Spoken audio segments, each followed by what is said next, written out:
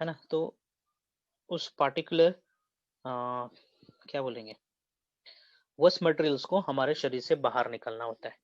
इस चैप्टर में जो डील करेंगे वेस्ट मटेरियल जो शरीर से बाहर निकाला जाएगा, है ना, वो लिक्विड वेस्ट होगा। फाइन। और ज्यादातर नाइट्रोजनस वेस्ट होगा। फाइन। वो अमोनिया हो सकता है, अमीनो एसिड हो सकता है, नाइट्रिक एसिड हो सकते हैं।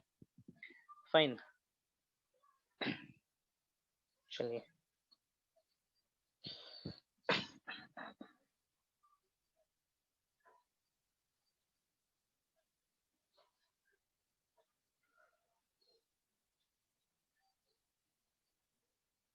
ओके, एक नोट्स में शेयर कर रहा हूँ आप लोग के साथ, आप लोग के सीनियर का है ये, उसी से डील करेंगे। फाइन।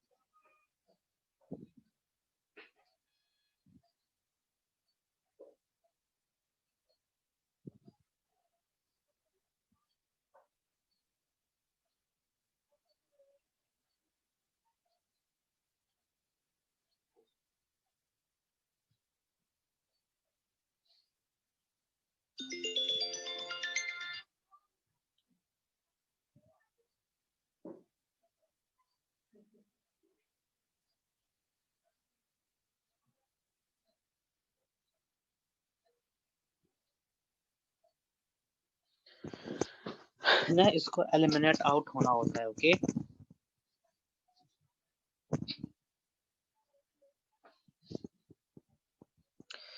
फाइन।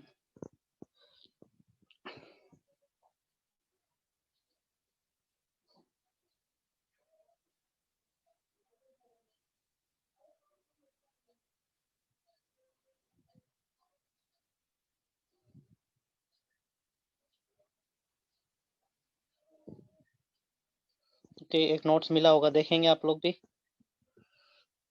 इसी से मैं डील कर रहा हूँ। फाइन। सो इंट्रोडक्शन पोर्शन में बताएंगे कौन से एनिमल्स में किस प्रकार के प्रोडक्ट्स रहते हैं। ओके,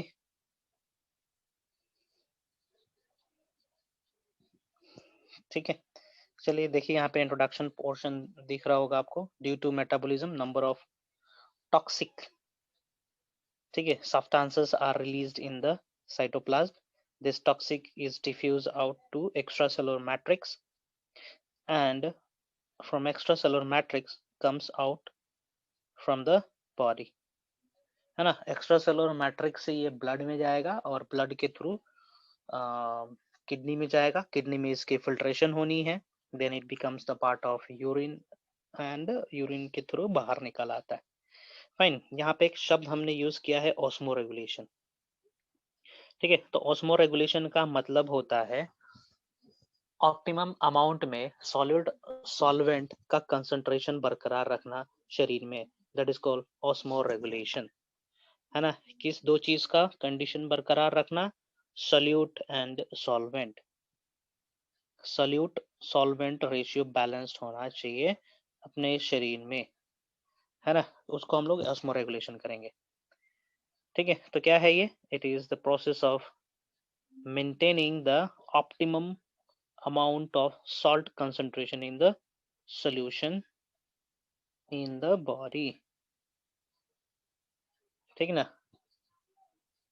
मेंटेनिंग का स्पेलिंग देखेंगे, MAINTAINING। फाइन। ऑस्मोलारिटी को मेजर किया जाता है मिलीमोल्स पर लीटर में। फाइन। इसको लिखा जाएगा M मिली ऑस्मोल पर litre.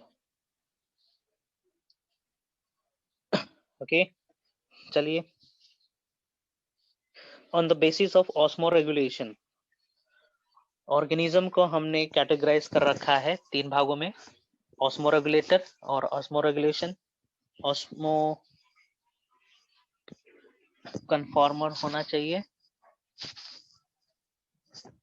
And partial osmo conformer.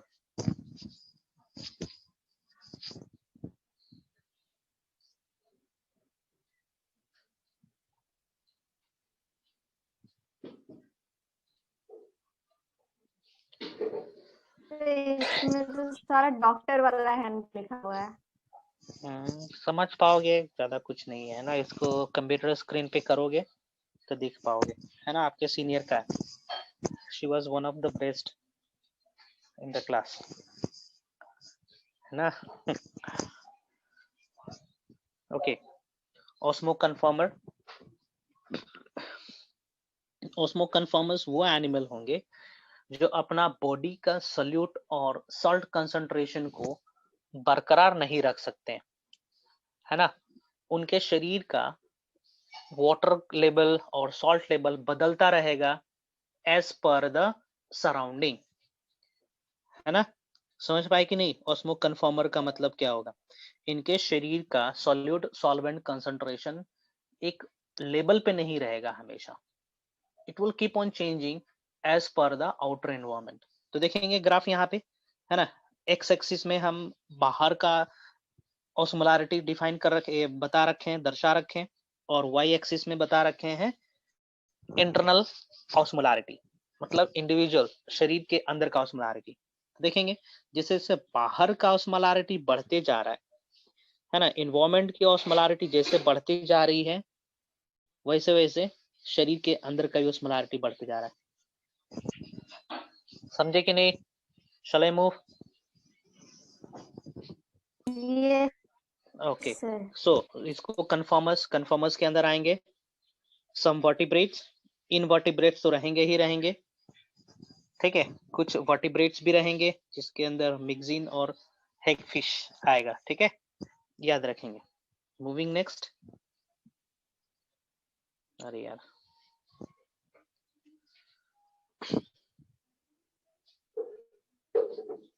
Next is ऑस्मोरेगुलेटर।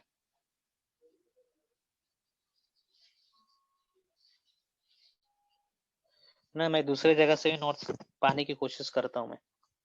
ऑस्मोरेगुलेटर वो एनिमल होंगे जो बाहर का कैसा भी ऑस्मोलारिटी हो, कैसा भी हो जाए बाहर का ऑस्मोलारिटी, उनके शरीर का ऑस्मोलारिटी ऑप्टिमम लेवल पे रहेगा, एक पार्टिकुलर लेवल पे रहेगा, कांस्टेंट लेवल पे रहेगा, वो चेंज नहीं करेगा as per the surrounding.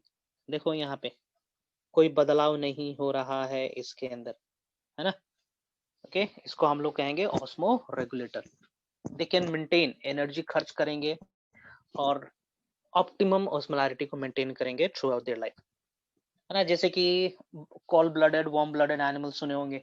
Warm blooded के केस में कांस्टेंट बॉडी टेम्परेचर होता है ना। कोल्ड ब्लडेड में चेंज होता रहता है as per the surrounding. Next is partial conformers. Partial conformers वो होंगे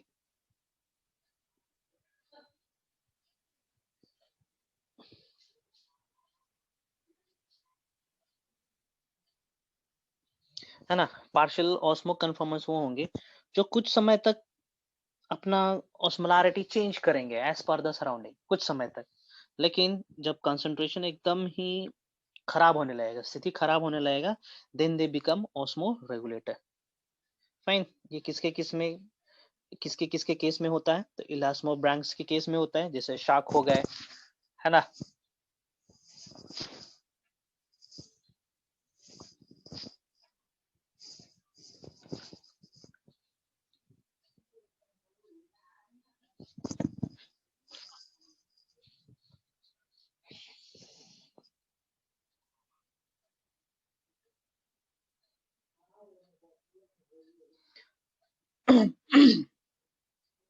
चलिए नेक्स्ट टॉपिक में हम स्ट्रैटेजी बताते हैं कि जो ऑस्मो कन्फॉर्मर्स होते हैं, ऑस्मो रेगुलेटर्स होते हैं, है ना, वो कैसे अपने आप को सॉल्टी वाटर में जिंदा रखते हैं, फ्रेश वाटर में जिंदा रखते हैं। फाइन, ये स्ट्रैटेजी डिस्कस करेंगे हम यहाँ पे, ठीक है। कैसे ऑस्मोरेगुलेटर्स अपने आप को नमकीन पानी में, ज्यादा सॉल्टी वाटर में और फ्रेश वाटर में जिंदा रखते हैं, वो सब हम डिस्कस करेंगे यहाँ पे। Osmoregulation in fresh water habitat, ठीक है, ध्यान से सुनेंगे। पहला टॉपिक है यहाँ पे osmoregulation in fresh water habitat. हम चाहेंगे कि ये नोट्स आप लोग ध्यान से, जब क्लास ना हो तो उस समय अपनी कॉपी में लिखो।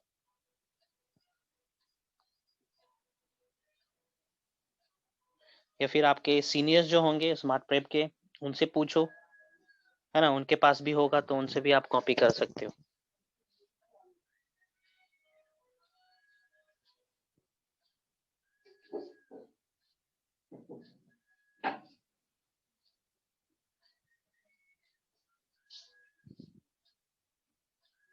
Osmoregulation in fresh water habitat. Fine. Okay. Fresh water habitat का आउटर कंडीशन कैसा होगा? कम ऑन, फ्रेश वाटर मतलब पानी में, शुद्ध पानी में।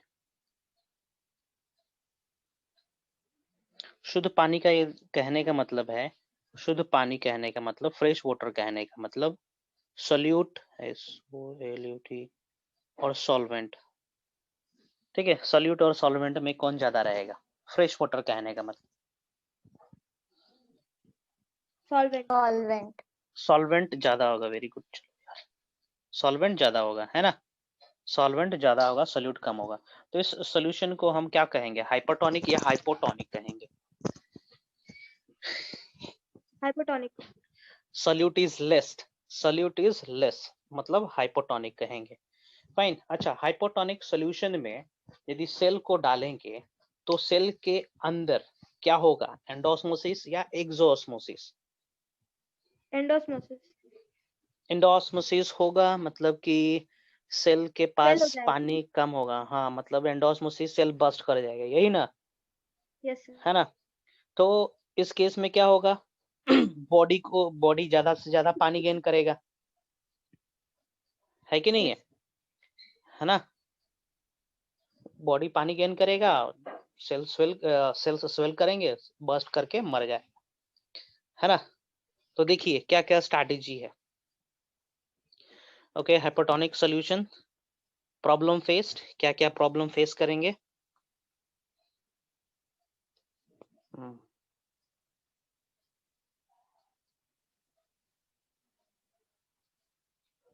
क्या प्रॉब्लम फेस करेंगे? बॉडी में gain more water and may lose iron और सॉल्ट, है ना?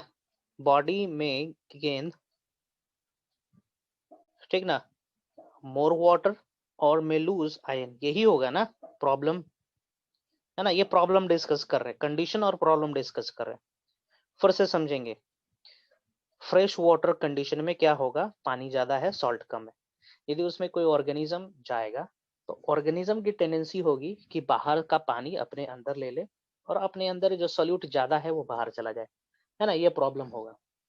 अब देखते हैं इस प्रॉब्लम से वो लोग रीड ऑफ कैसे होते हैं, स्ट्रैटेजी क्या है ना?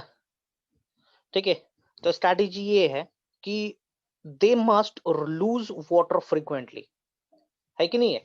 जिस रेट से पानी अंदर आ रहा है उस रेट से पानी हम रिलीज भी कर दें तो बच जाएंगे, सेल बस्ट नहीं करेगा। समझे कि नहीं? ये स्ट्रैटेजी समझे कि नहीं?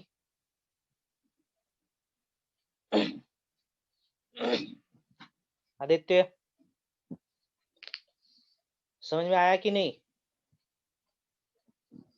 मैं फिर से रिपीट करूंगा, किसी को भी समझ में ना आया हो तो बताएंगे। आई विल रिपीट दिस, है ना? मछली के पास ये कंडीशन है कि उसके शरीर में ज्यादा से ज्यादा पानी आएगा नॉर्मल कंडीशन में और आयन लूज होंगे, है, तो ऐसा रहेगा तो मर जाएगा भैया ऑर्गेनिज्म। तो उस ऑर्गेनिज्म को क्या करना है? That organism will have to release more water, है ना? ज्यादा से ज्यादा पानी अपने शरीर से फेंकना पड़ेगा उसे, है ना? और दूसरा क्या है? Must gain ion from environment, environment से आयन लेगा,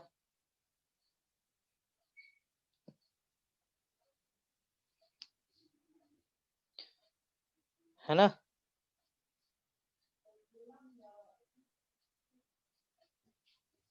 क्योंकि आयन लूज कर रहा था नॉर्मल कंडीशन में। नेक्स्ट देखते हैं, दे रिटेन यूरिया।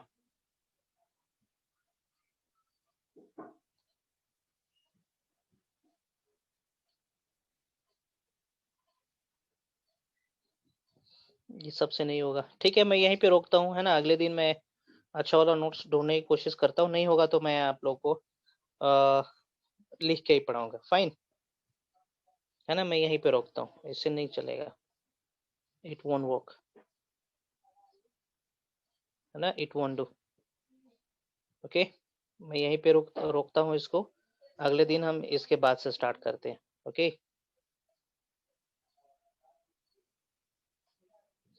किसी को कुछ पूछना है तो ओके ओके ओके ओके,